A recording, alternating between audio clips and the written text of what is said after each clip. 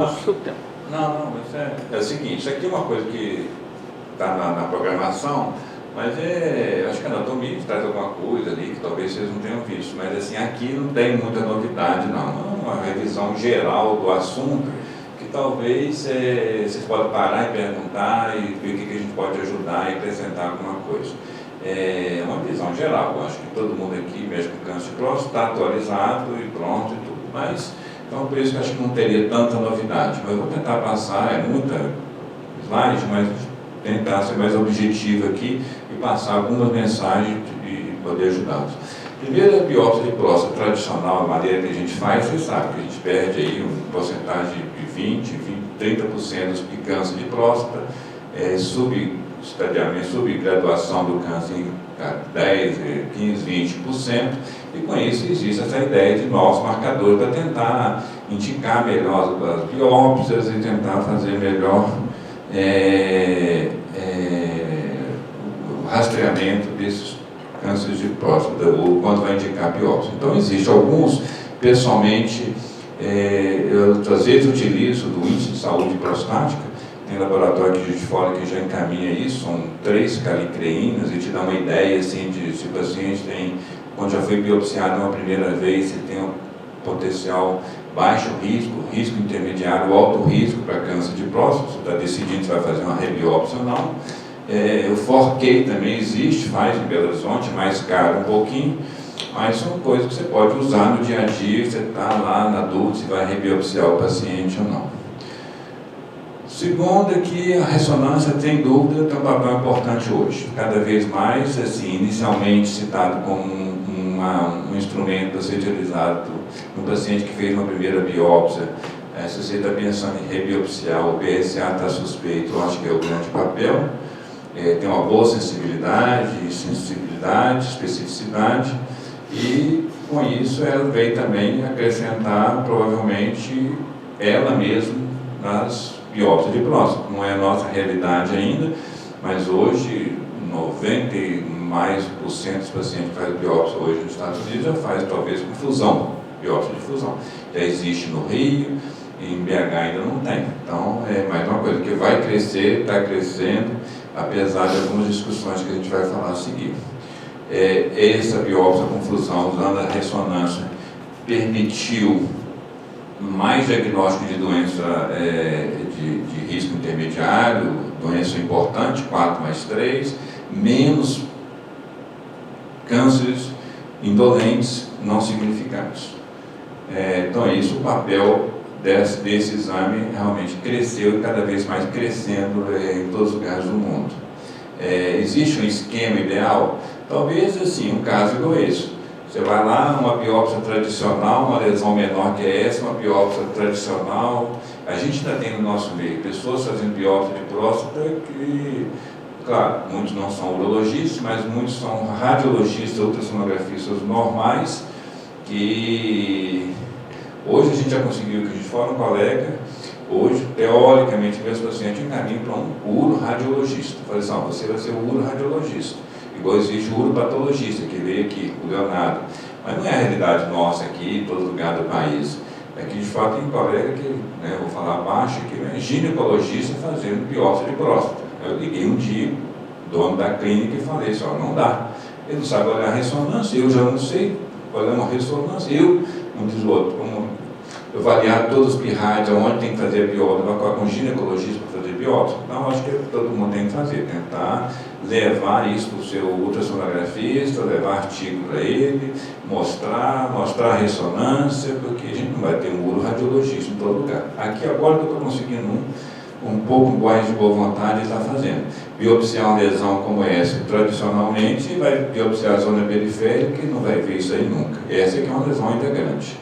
E com isso, o que existe atualmente na literatura, esse debate, assim, se faz a biópsia só da lesão índex, a lesão principal que foi vista na ressonância, se biopsia toda a próstata, ou se faz tudo e tudo. Claro, se você biopsiar a lesão principal junto com a biópsia de todo o lobo prostático, a possibilidade de perder um câncer é menor. Essa é a ideia dessa ilustração.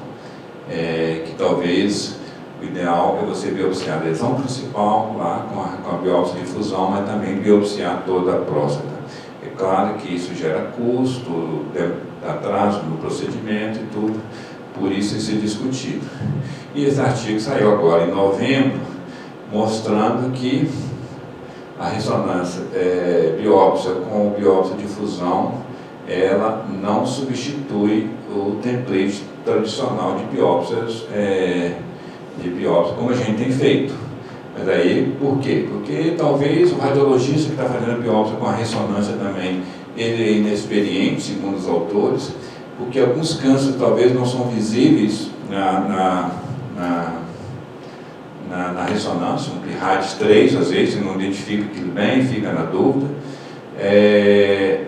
Erro no procedimento mesmo, já que é um procedimento que começou há pouco tempo, está se difundido agora, e que as lesões na próstata também podem ser heterogêneas. Então, segundo os autores, a conclusão do artigo é que talvez para pacientes com PIRADS 3, o ideal é que a gente mantivesse a mesma ideia de fazer uma biópsia tradicional, de 12, 14, 16 fragmentos. Agora, para aqueles pacientes que tivessem uma biópsia prévia negativa, você está rebiopsiando o paciente, que tivesse uma densidade de PSA alta, ou que tivesse uma lesão índex, a lesão principal, com alto PIRADS, talvez sim você pudesse fazer a biópsia com difusão, com a ressonância, e pudesse omitir com pouca chance de perder lesão, omitir a biópsia de toda a próstata de um lado e do outro. Então a ideia desse artigo é essa, a mensagem é essa. Eu acho que você tem que indicar alguns casos assim, a biópsia de fusão, que isso vai crescer, vai aparecer mais no nosso meio, mas talvez você tenha que individualizar as indicações. A outra mensagem é que às vezes o paciente quer saber assim, mas não tem um outro exame antes de eu fazer a biópsia, já fiz uma biópsia, já li que existem marcadores moleculares. Então realmente existe alguns marcadores moleculares que vão ajudar a gente tanto na indicação da biópsia, na indicação do tratamento, no tratamento adjuvante. Então isso existe, isso é discutido em literatura. A gente tem que ter essa ideia, que alguns marcadores podem te ajudar no rastreamento do câncer, outros no diagnóstico e outros no tratamento. Quais são esses marcadores assim que, apesar, e cada um importante numa determinada fase para quem está conduzindo o paciente com câncer de próstata. O Anacleto ano passado falou, ele vai repetir aqui, mas assim, a gente sabe que existe um oncotype, porque eu já tive, assim, você perguntar para um colega de São Paulo, ele fala que ele não pede, isso não vale muito não, mas o paciente vai lá e ele pede. Ou se vai no oncologista, às vezes pede. Esse oncotype é caro, acho que custa 14, 16 mil reais, mas assim, ele pode te ajudar a estratificar um paciente, se você está na dúvida, se é um paciente, você vai um gliso, um risco intermediário, você vai fazer vigilância ativa, você vai operar o paciente, eu acho que ele ajuda, pode ser útil. Esse é um oncotype. O Prolaris, ele pode te ajudar depois que você fez a peça, pode ser na biópsia, pode ser na peça de prostatectomia radical. Ele pode te ajudar ali a dar um prognóstico para o paciente, a possibilidade de progressão, de doença ou não. Acho que é um exame também que pode ser útil. Cada vez mais a gente vai, talvez, presenciar isso na prática clínica. E, por fim, existe o Decipher, que ele também pode te ajudar depois de você fazer a prostatectomia radical, se um paciente pode ser candidato ou não a terapia adjuvante, radioterapia ou não. Então, são os 2 ou 3 que estão aí no mercado que existe. Algum comentário sobre ele, na atleta? Alguém utiliza isso no Rio? Você já teve experiência com algum deles? Muito pouco. Não, porque na prática a gente não utiliza isso. Não. Eu já tive alguns pacientes que foram ouvir opiniões, vai no oncologista, e eu aqui, ou em São Paulo, que às vezes, assim, o paciente acaba sendo um dado a mais para tentar tomar decisões clínicas algumas vezes. Uma outra coisa importante é o PSMA. Então, acho que o PSMA, na Europa, usa muito o Colina, nos Estados Unidos, nosso meio já é o PSMA. Então, eu acho que todo mundo já tem ideia aqui da importância desse PET na recorrência pós-prostatectomia radical, pós-radioterapia. Acho que é importante e o que talvez a gente não tenha, que talvez possa ser discutido, é que em alguns lugares de São Paulo, não sei se no Rio faz, é o PET com ressonância, para ver pequenas lesões realmente, talvez seja melhor do que o PET TC. Então, acho que é uma coisa que a gente tem que ligar para o colega radiologista que faz o PET. Eu acho que em alguns casos pode ser que tenha uma acurácia melhor para ver pequenas lesões de recorrência. Então, na prática hoje, ele é importante na detecção de recorrência, é o que a gente tem visto aí no dia a dia. Ele pode falhar para pequenos linfonodos, tem que dar isso em mente, que você vai pedir um paciente para fazer um exame que custa 4, 5 mil reais, 5 mil reais. Ele pode ter uma sensibilidade menor para pequenos linfonodos, pode escapar, menores que 5 milímetros. Uma outra coisa que a gente tem visto é que alguns casos de doença de alto risco, tumores indiferenciados, talvez seja um exame para estadiamento. Você pode fazer isso antes de fazer o tratamento cirúrgico ou tomar decisão clínica. Ele pode ser útil, você consegue estadiar melhor o paciente. A indicação provavelmente para doenças indiferenciadas, doenças de baixo risco, não, Gleason 6, Gleason 3 mais 4 não vai te ajudar em nada, é um exame caro, mas que em doenças de muito alto risco, eu acho que ele tem já entrado na prática clínica. Estadiamento, né? Então, uma coisa assim, meio básica, todo mundo já sabe, mas o que eu gostaria de dizer é que, assim, eu acho que você tem que usar tudo, o seu PSA, o Gleason, o seu anado patológico, conhecer bem seu patologista. E o exame físico ajuda, o que eu tenho visto nos últimos poucos anos, e que algumas pessoas de alto nível no nosso meio não faz mais toque não, para estadiamento. Eu não sei se eu vou ficar naquele grupo que assim, não, meio saudosista, achando que tem que fazer toque, mas assim, as pessoas hoje é ressonância mesmo, colegas bons aqui, que já frequentam aqui o curso e sabem disso, que acham que hoje a ressonância é o melhor exame para estadiamento local e tudo. E realmente a sensibilidade do toque para estadiamento não é lá tão grande, mas eu acho que é um método que pode ser mantido e deve ser realizado. Mas o que? Um paciente com T3, qual que é o exame que você vai fazer? Vai fazer uma boa ressonância ou vai fazer o PET? Isso é uma discussão. Talvez o problema da ressonância é que depende da qualidade da ressonância, não é a realidade em todo o país, em todo lugar que você vai. A tomografia não tem valor nenhum, mas a ressonância eu acho que é útil para estadiar um tumor T3, T3A. Você está ali, eu acho que é válido, junto com o seu exame físico, mas o PET talvez também possa ser útil, apesar do curso ainda não ser a nossa realidade. O PSA é importante, mas ele é limitado, e com isso eu gostaria de dizer que você tem que ter tudo isso junto e tomar decisão de acordo com o que você tem na literatura. Usar nomogramas, isso pode te ajudar em classificação de risco de tumores de câncer de próstata, com isso te ajudar a definir em frente ao paciente qual que vai ser a melhor conduta, radioterapia, vigilância ativa, bloqueio hormonal ou prostatectomia radical. Acho que a gente tem que estar sempre com isso em mente. Se puder utilizar esses nomogramas, é importante. E cada vez mais, se possível ainda, usá-los junto com as outras ferramentas que você tem, com marcadores moleculares, como eu disse, e com a ressonância. Não tem nem dúvida hoje, você pegar a ressonância, discutir com o seu uroradiologista, ver o exame, avaliar o exame assim, a imagem, avaliar o exame clínico que você tem, que você está com o paciente, com certeza é um conjunto que você não pode dispensar. Patologia, eu acho que continua importante, o número de fragmentos comprometidos, com certeza isso é importante. Se tem invasão perineural ou não, isso é número de fragmentos, porcentagem de fragmentos comprometidos. Às vezes a gente valoriza pouco, vê laboratório de patologia que não lauda ainda, em nosso meio aqui, em Juiz de Fora, eu imagino em todos os lugares, adenocarcinoma de próstata e pronto, e não define muito bem quantos fragmentos, porcentagem de fragmentos. Eu acho que a gente está numa época que isso tem que ser melhor definido. Você ter seu patologista também encaminhar um local correto para fazer a biópsia de próstata. Invasão perineural é importante? O paciente pergunta. Ele leu lá, a primeira coisa que ele pergunta, se eu estou essa invasão perineural ali. Você tem que ter dado para poder explicar para o paciente o que significa isso, o que você vai fazer com isso, qual é a importância disso. Né? A gente sabe que os pacientes que têm invasão perineural têm maior risco de recorrência bioquímica e que talvez alguns autores até citam que são esses pacientes com invasão perineural que têm mais chance de necessitar terapia adjuvante pós-prostatectomia radical. Margem cirúrgica, eu acho que é uma coisa importante, todos nós sabemos.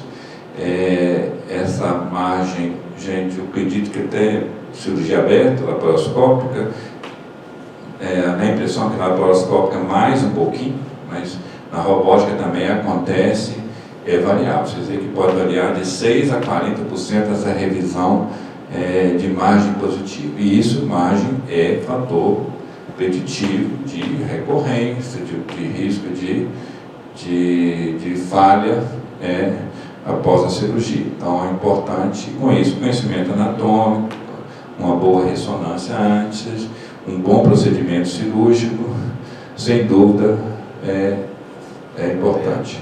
E isso implica, inclusive, mortalidade, como eu falei, risco de recorrência bioquímica, mortalidade e tudo isso relacionado com a possibilidade de imagem positiva. Quando a gente vai pedir uma ressonância multiparamétrica, até para você avaliar o PIRADS, né, você ver se tem indicação, fazer mais dirigir biópsia, quando você pede uma ressonância da próstata, você programar a cirurgia, é a mesma multiparamétrica? Eu vou falar aqui um pouquinho agora, mas é o seguinte, acho que hoje, para estadiamento local, a tomografia nada para doença de baixo risco. Para risco alto, muito alto, eu acho que a ressonância pode te ajudar, ali seu exame físico não contribui muito, pode te avaliar ali essa possibilidade de você ter invasão de vesícula seminal, doença extraprostática, que a gente vai falar aqui, eu acho que é válido. É diferente se você está encaminhando alguém para avaliar PIRADS, um paciente que vai fazer biópsia, eu acho que é diferente. A ressonância para doença de alto risco pode te ajudar também, às vezes o paciente tem doença óssea, te ajuda se tem linfonodos, ainda que a sensibilidade não é tão boa, vou mostrar aqui. Mas hoje a ressonância para avaliar PIRADS, você está fazendo um rastreamento do tumor de próstata, ou vai rebiopsiar um paciente, aqui de fora hoje só tem um. E eu peço 2 todo dia no consultório, 2, toda vez. Eu normalmente mexo mais com oncologia, com próstata, é raro chegar lá e falar com a secretária, assim, passa o endereço lá do Dr. Eric, que deveria estar aqui hoje, não pôde. Então ele faz bem. Infelizmente eu falo, estou falando dia a dia, não escondendo nada de vocês. Mas assim, eu falo assim, tem várias clínicas aqui no meu consultório, aqui no meu prédio tem clínica de imagem. A ressonância é boa, mas não é ressonância igual o fulano que está lá, que trabalhou com Caiate, que deve vir aqui ano que vem e tudo, e que vocês viram o nível dele, realmente ele estuda, sabe o que está fazendo e tudo. Essa semana mesmo eu vi um PIRADS 5 ou 4, fiz biópsia, não deu nada. Vocês vamos esperar, não deu nada da biópsia, fiquei surpreso, mas ele voltou essa semana. Ele fez com ele, nada, não é nada disso, é PIRADS 2, se eu faço a barra é 3, isso aqui é inflamatório, não é câncer, fica tranquilo, do que rebiopsiar um paciente sem necessidade. Então, o que você gostaria de comentar? Não, acho que ele tem o seu pedido que você está falando, né? A ressonância. Se você coloca só a ressonância da próstata, cara, você vai encontrar cada resultado escabroso. Então, assim, eu convidei o Eric, ele vai vir mês que vem, e até mesmo o Caiate, ver se ele vem aqui, a gente vai discutir muito sobre ressonância na próstata, e que a ressonância pode nos ajudar. Mas o ideal é que você faça esse pedido direcionado, ressonância multiparamétrica da próstata, para avaliação disso.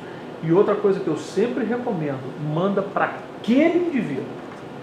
Porque nenhum exame vai ser igual. Treina o seu radiologista. Lá na sua cidade tem radiologista bom, eu sei que faz direitinho. E quais serão essas pessoas que estão capazes que querem investir nisso? Porque É treinamento, é investimento, é tempo. Tempo. Às vezes o Ele cara vai ganhar a uma mesma clínica, coisa para fazer um laudo que não demora vai, mais. porque, entendeu? Não vai. Aí é questão de custo-benefício para ele e a maioria não faz. Então hoje eu tenho, talvez lá no Rio de Janeiro, 2 ou 3 radiologistas que são os meus gurus. Quando eu falo de endometriose, é Alice Brandão, ponto final. Quando eu falo de próstata, alguma coisa, é Caiate, ponto, acabou. Não, mas doutor, mas ele não tem, é mais caro, não sei o que lá. É com ele. Se você fizer com outra pessoa, não adianta nem voltar em mim. Porque senão, cara, você vai começar a ver resultados ainda ruins. Ou seja, as pessoas são pioneiras, elas estão ainda formando outros colegas. O nível desses outros colegas hoje está começando a melhorar um pouco mais. Então, às vezes, dependendo de quem for, eu até abro exceção e falo, não, pode ser feito no fulano e no fulano também. Porque são pessoas que estão se dedicando, estudando aquilo. Porque se você jogar na mão do paciente, faz uma ressonância de próstata aí para mim, em qualquer lugar. Não adianta. Não adianta. Aqui.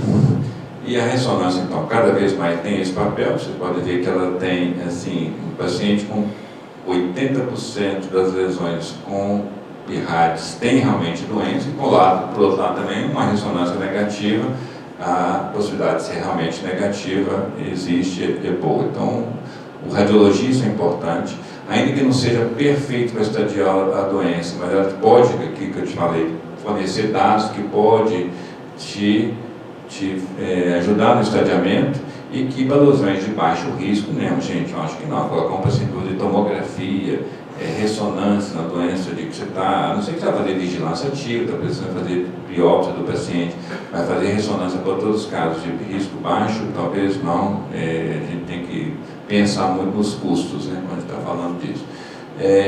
Mas, mais uma vez, já falei, depende da experiência do radiologista. Alguém que tem experiência, que está fazendo isso no dia a dia, com certeza o exame pode te ajudar. A ressonância também tem esse artigo, eu achei na época interessante, porque se não for radiologista experiente, vai te confundir, vai te dar laudos que não tem nada a ver, ele pode errar por causa da cápsula, veia dorsal, coisa que pode ser interpretada como sendo câncer, não é, lesões benignas como prostatite, atrofia de próstata, calcificação na próstata, vai te confundir, sangramento na próstata de uma biópsia prévia. Então tudo isso você tem que discutir com o radiologista e ser a pessoa de referência, como o Anacleto diz. Mais uma vez, para dizer que a ressonância está sendo cada vez mais incorporada ali no estadiamento e na classificação de risco desses tumores, junto com os outros fatores, como eu disse, que com certeza vai te ajudar, ou já está nos ajudando a definir qual é o melhor tratamento para esse paciente. Ela pode também te dar uma ideia ali de tem doença extraprostática ou não. Agora depende da extensão da doença. Essa doença, assim, uma extensão extraprostática menos que 1 milímetro, talvez a ressonância não tenha valor, não vai te mostrar isso, mas por outro lado, uma lesão extraprostática maior que 3 milímetros, a sensibilidade à ressonância é muito boa.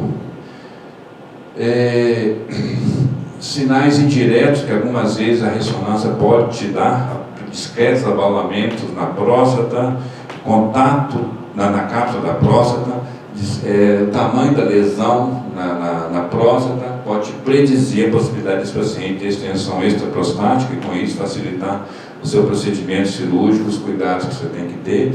O tamanho da lesão também, uma lesão maior que 0,5 ml, também está correlacionado com o risco de ter margem positiva, isso é importante.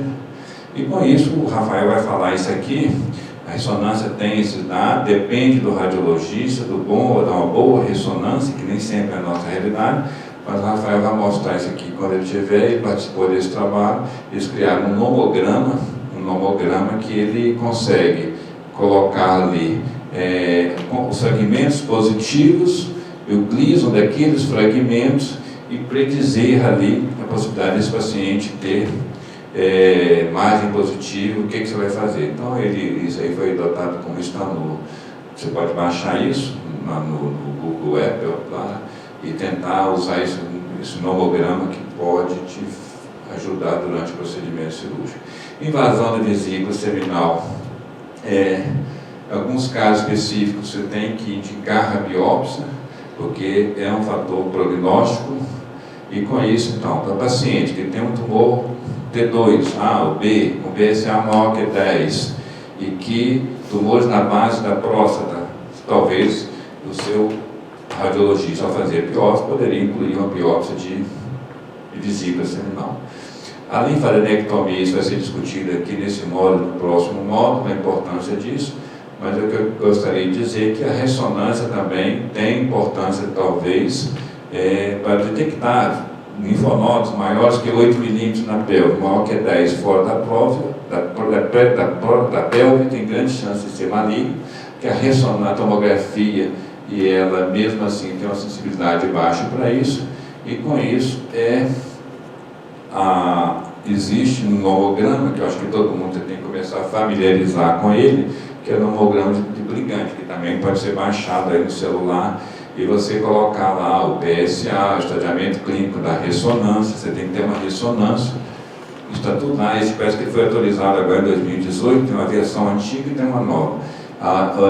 O tamanho da lesão, a biópsia, o número de fragmentos comprometidos, e que você consegue hoje, assim, ver quem realmente você vai fazer linfadenectomia estendida, que é a que deve ser feita, que a outra, do contrário, entre a gente acaba não sendo muito útil, acaba sendo aquela coisa assim, vou fazer por causa do convênio, né? Aí a gente não gosta de falar isso, mas é o que acontece.